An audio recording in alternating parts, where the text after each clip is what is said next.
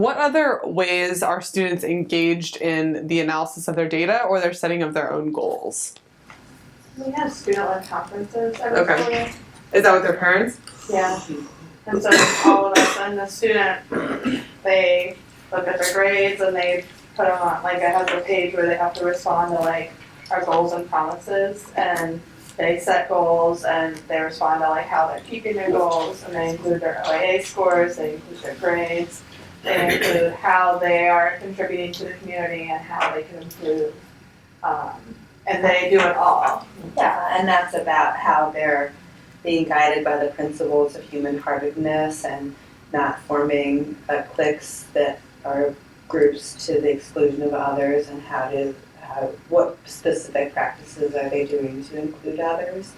And so they have to speak to kind of those developmental pieces, there's a social, emotional, but the academic as well. So they have to have goals in all those areas. And our students have data folders in each class, Mm-hmm. and they work on them every week to update them, Mm-hmm. not just for the big tests, even for smaller things. Like it may be just homework assignments and turning it in and stuff like that. And like theirs, they set a goal, they answer questions. Did you meet the goal? Why didn't you meet the goal if you didn't? How close did you come? What are you going to do next time? Stuff like that. Mm-hmm. Great.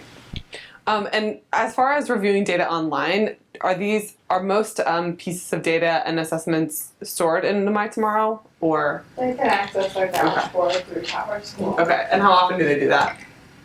Some kids all the time. every day. Some kids you have to Yeah. be like, would you get off Power School? Yeah, whatever. Yeah. Check it And out. some you're like, have you logged in this year? Okay. Yeah. Okay. So both. Student, yeah. And a kid with a phone. Excuse me. Sorry. Okay, so we want to try and go over a handout that has even more ways to make students taking action of their own data. So starting to think outside the box a little bit. Other ways that you can, other topics you could talk about in the student-led conferences, other ways to get them to talk to each other and themselves about their data and their goal setting. And this, of course, ties back into the topic from the last section was in goal setting and helping students to set goals. We have, of course, a lot of different formats for reviewing our own data. So we can review data as a class, we can review data in student pairs and small groups, and of course, independent reflection, which we started to talk about. But then we wanted to take a minute to go over this handout has a lot more details of activities. All right, so what we want you to do is go ahead and read through individually on your own, read through this handout, and as you go, identify by underlining number 1, something that you've done that works well. So as you read through that, you find that you're like, hey, I've done that. Underline Or multiple things. Yeah, anything Yeah, actually. multiple Thank things. you, Katie. Mhm. Okay, and then if there's something you'd like to try, and that can be multiple things as well, put a star next to it. And then, then we'll talk about it. So go for it. Okay, and when you finish, try to look at those things that you starred, and I'd like you to choose your favorite one, and just think for a moment, and we'll go around and share how, just think in a little more detail what you'd like that to look like in your classroom. How could you implement it?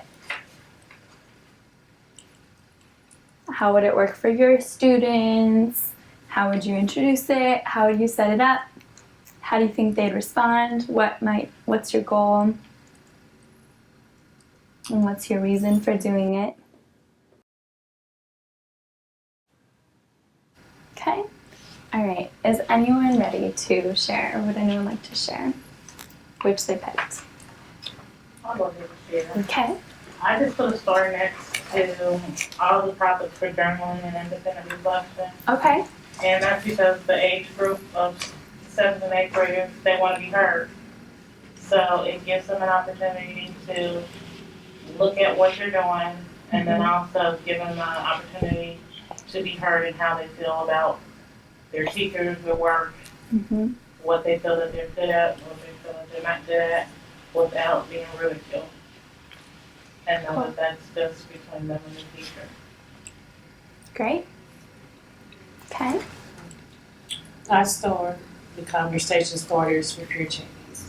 Mm-hmm. And we've never We did a little bit when we Mhm. first started with the data folders, in small groups when they were in third grade. But now that they're at an older age, I think there would be more meaning for them to Mhm. share back and forth. And whereas sometimes you get a student that wants to give you what they think is the pat answer, that's the right answer, when they're with their peers, it's a lot easier and a lot more truthful Okay. than that. And then plus you can mix them around. Okay. I also start the same section, the peer check-ins. Mhm. I feel like having a 7-8 multi-age classroom is really awesome because we set up these table groups and we have the same ones on her side and mine. So they sit with the same kids all day except for their electives, Mhm. and they do their projects together. And so like they really do form a bond, but I guess for me, I'd love to incorporate this more deliberately. Like they really do support each other and encourage each other and stay on top of each other because what they're doing impacts one another. Mhm. But to like be more deliberate about like maybe a check-in between Yeah. kids, I think would be cool. Perfect. So that fits well into your current structure and enhances. Good. Gene or Nick, did either of you? Yeah, I also started journaling one, and specifically the question that said, think about a time that you really worked your hardest and describe it in detail, and it doesn't have to be in school. What motivated you to work hard, and can you apply this to other areas? To kind of focus on at least, some of the students who don't try in school, but like, hey, you do have the capacity to try, and just have to reflect on that, and then highlight everything that you Good. Anything else, or you good? I think They said Savannah it and I all. agree, and we're Uh-huh. kind of doing some of this. Yeah. So Perfect. Thank you. Okay. Cool. All right. So maybe before we show them, yes. Okay. I'm gonna give you guys some paper and pens, and Katie's going to describe the drawing we would like you all to do. Yeah, so this is going to be a model of how you can make student data actionable. This is a good activity that you can actually replicate with your kids. So the first step is to take this sheet of papers and draw 2 mountains with a valley between them and 2 clouds in the sky.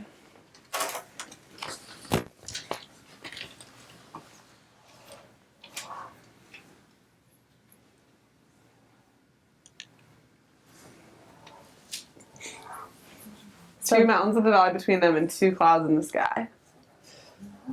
There's actually a sample on our next slide, but when we were going through, Katie said, let's not show them the example because I want to see what they come up I wanna with. see I'm a science teacher. We're doing mountains right now. Yeah. So. We're all about it. I wanted to see how different they all looked. Yeah, Those are this is heels. fun. I'm sorry, that was very negative do. of me.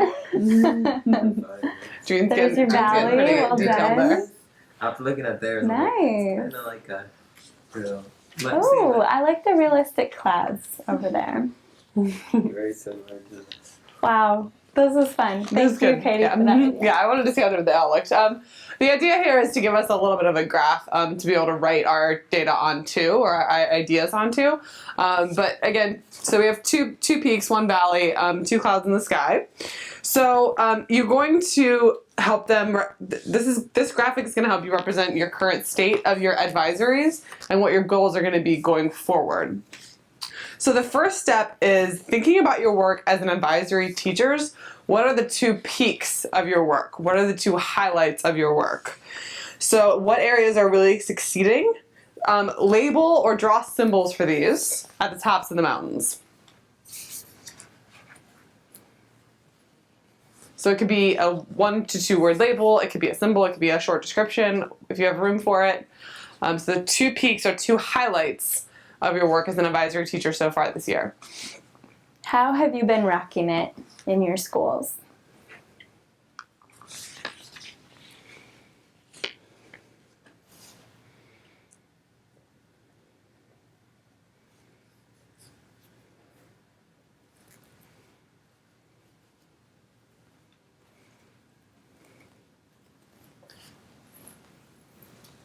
And can someone share quickly what one of your peaks is?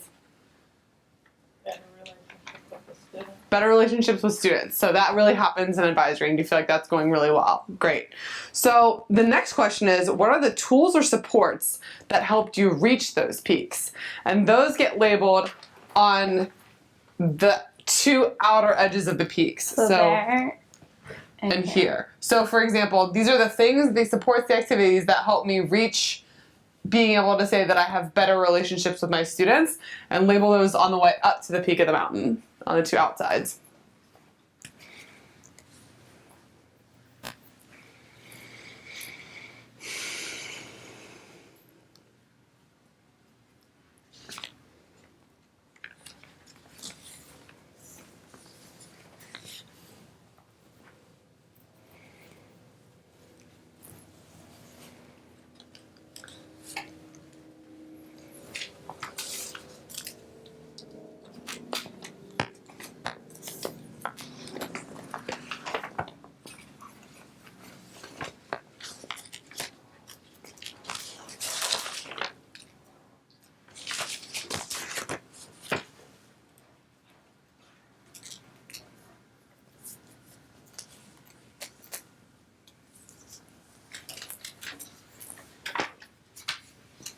Okay, now here's the real tough question. What is the low point of your work as an advisor this year? What's the thing that's not going well that you want, the thing that's not going well regardless, and that goes here in the low point in the valley?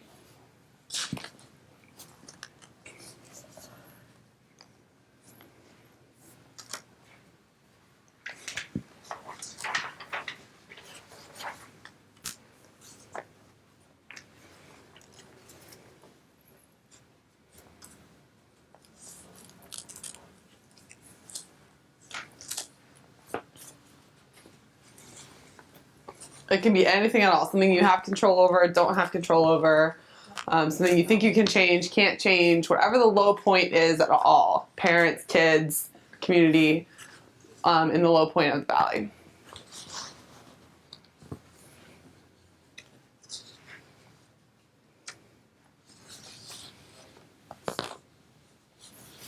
Okay, and then who thinks they can guess what the next one is? The downward. Downward, good. So on each side of where your low point is, downward, downward, think about the tools or supports that will help you move it up. So again, if this is something your principal could do for you, a parent could do for you, something you can do for yourself, the kids can do for themselves, whatever you think will get that low point on its way up will be the tools or supports that will go on the downward sides of the slopes.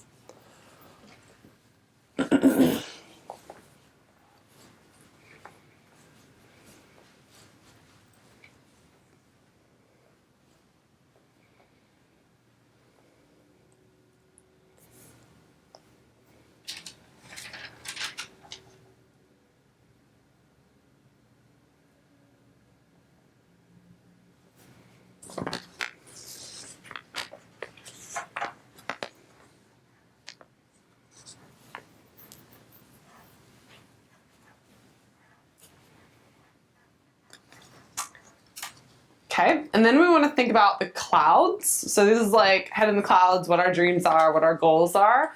You can think about what a goal could be for advisory this year, or you can start thinking about what your goal for advisory will be to start off next year. So when I was a teacher, I spent a lot of January really thinking about what wasn't working.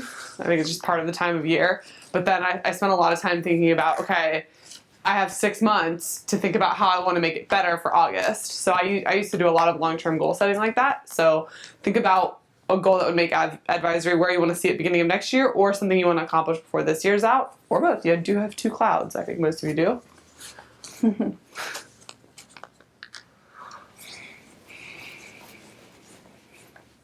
Marquise has a tree too. Trees grow in the valley. Mm-hmm. Ooh, trees do grow in the valley. Depending on the area. Yeah.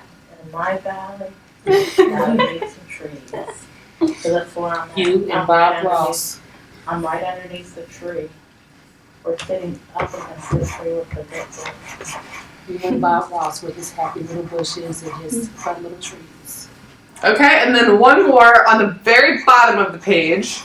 write out one action step for just this month for advisory. Something that you want to do just this month, a short action step that's attainable for this month on the bottom of the page. Get rid of testing. I think it's in relationship to advisory. Something that's attainable.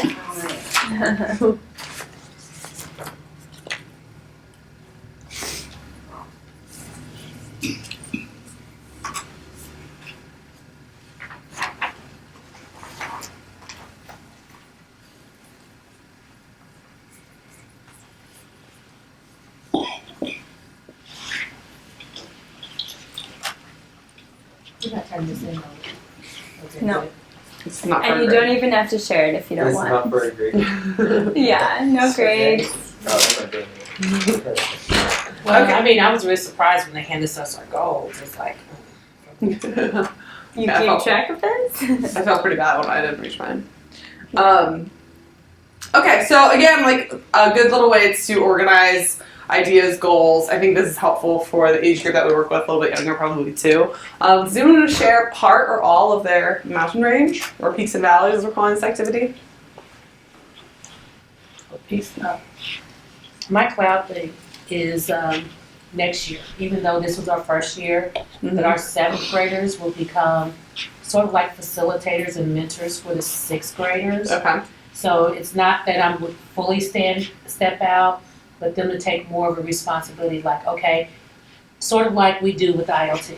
We sit down, we plan what are we gonna do, and have a group of students who would sit down and plan with me Mm-hmm. for what they would like to see in advisory, because it's all about them. Mm-hmm. So. Great.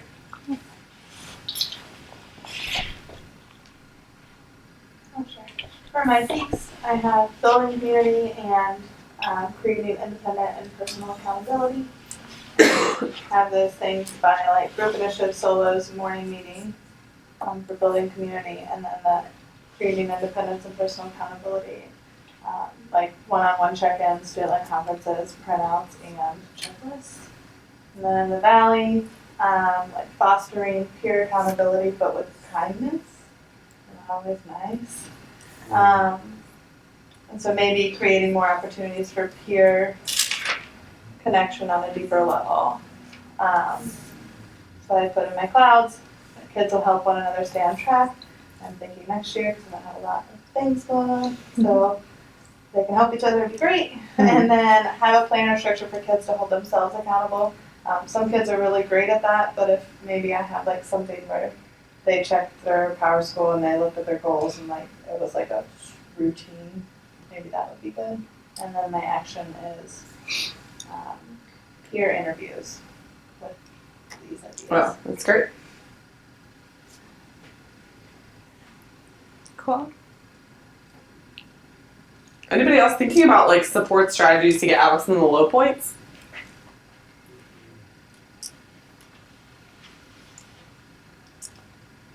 Well, I was thinking about getting more corporate sponsors or corporate individuals in the real world setting Mm-hmm. to partner up with the middle schools and even the high schools to let students talk to them in real world application to what their grades mean. Mm-hmm. Because we had a couple of nurses come out and talk to students, Mm-hmm. but not, and that was just nurses. Mm-hmm. And not everybody was interested in getting in the nursing field and the medical field and things like that. So Mhm. just having more opportunities that would help build students' accountability Great. for work. Awesome. What about this activity makes it actionable for students? So how are we teaching kids this activity to take what they know, what's bugging them, what's making them happy, and then identify how to move it? Can you say that again? Yeah, so what about this activity helps us make the data actionable for kids? Because I think a lot of times kids see their data and it's like 80 out of 100, or they're used to this score on the OA, or et cetera. What about this activity helps them identify all of their thoughts and feelings and knowledge and then move it into a step toward improvement. Well, definitely the action step at Mhm. the end Mhm. definitely helps makes them think about what they want to change Mhm. immediately. And then also, like you say, thinking about the Right. supports. Yeah. What I like about this is that it has a lot of different categories. I think especially for maybe lower functioning students, this is a really good activity to get them to think about different categories. A lot of times we focus on highs, lows, goods, bads, pros, cons, and a lot of times it's like two things in activities that we do. But we need to do more activities that really expand types of categories. So they can start to think about that way as professional adults. So this is not just like goal setting, but it's also thinking about putting ideas in lots of different labels, which I think is really good for most kids, but helps to identify like this is how I think and feel about this type of thing. But it also shows, like you said, things you can and cannot change. Mm-hmm, mm-hmm. And it lets them concentrate. Oh, I can change Yeah. this. I can't Yeah, change right. this. So Yeah. what can I do to change Right. And I could kind of tell from some faces that I was seeing, like, I don't really know what to put here, but, you know, just identifying, like, it doesn't matter if you feel like you can fix it, but it's a step with, like, identifying what it is. What is the lowest point or what is the highest point? Okay. Peaks and valleys, great. Do you guys have any other questions for each other about data within your classrooms? Any problems that you faced or anything with data? It's fine if you don't, just check in.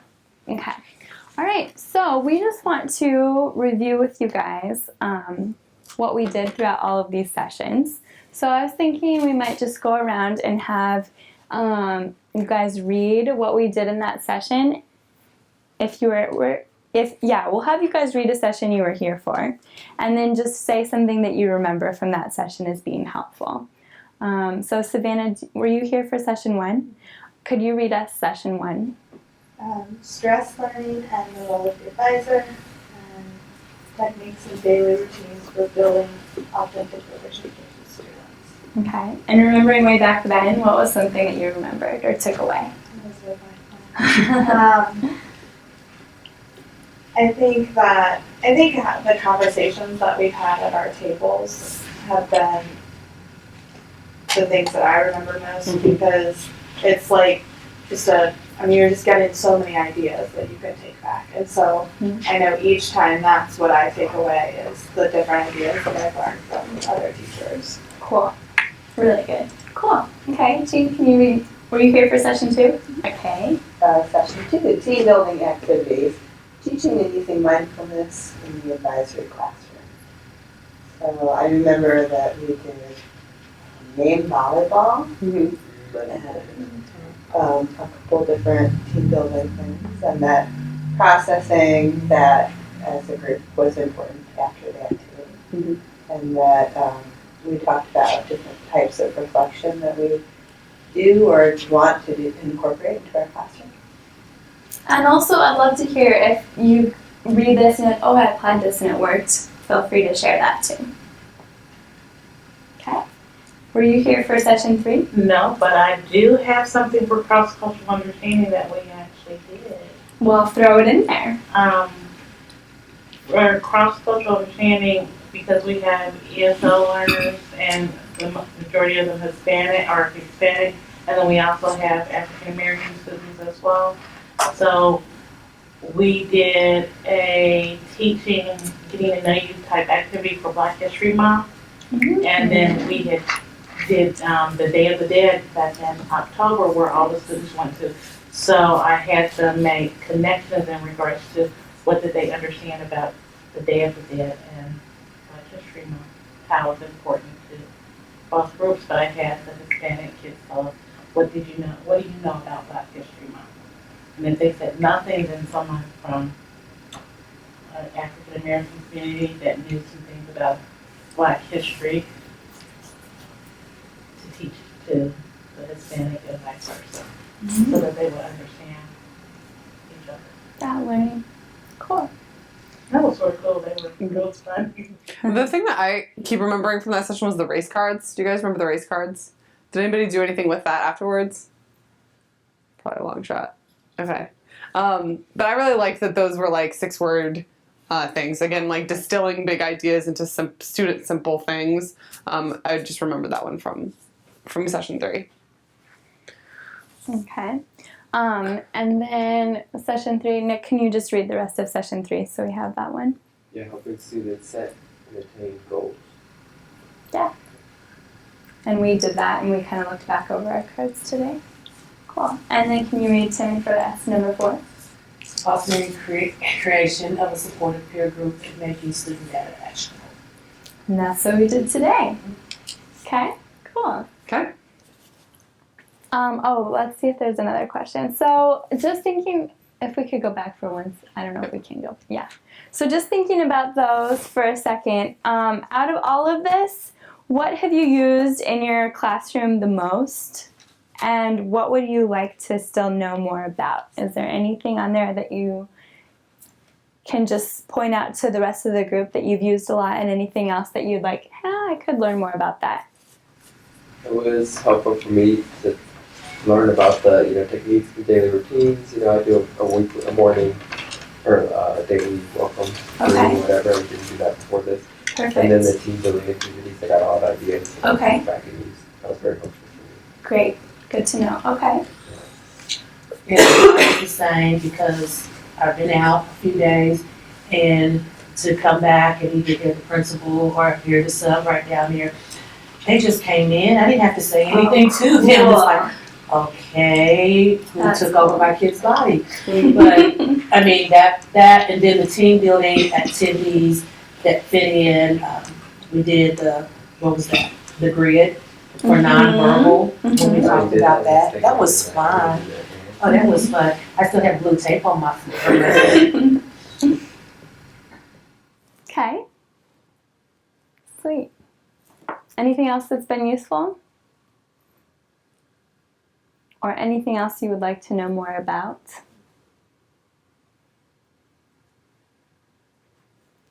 Okay, cool. All right, so we would just like for you guys to think for a moment practicing appreciations.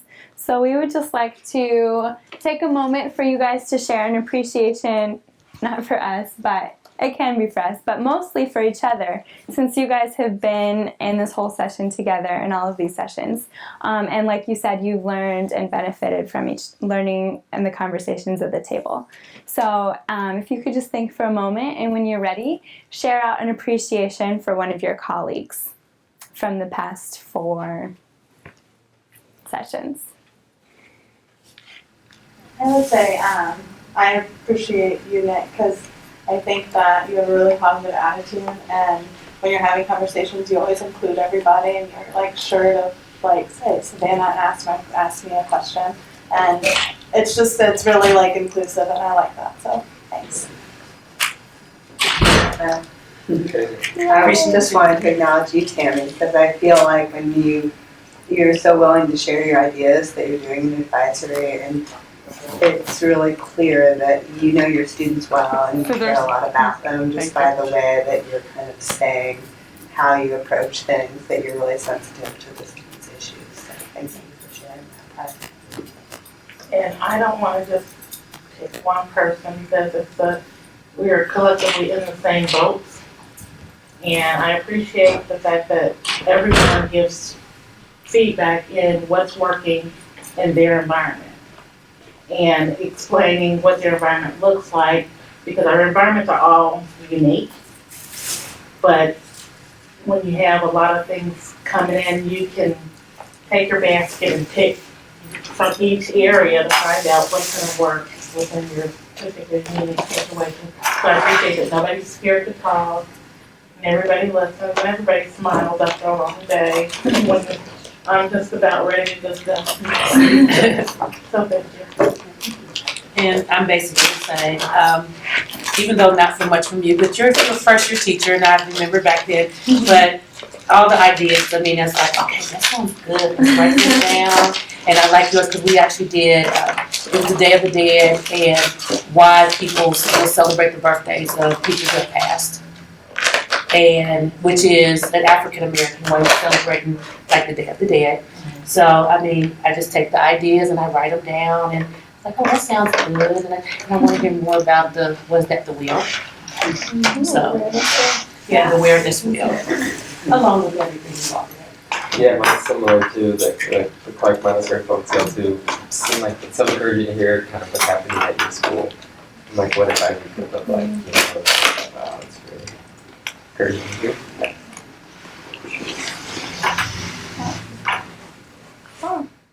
Well, we wanted to especially thank all of you guys for showing up and for coming to all of the sessions and for your participation and your thoughts.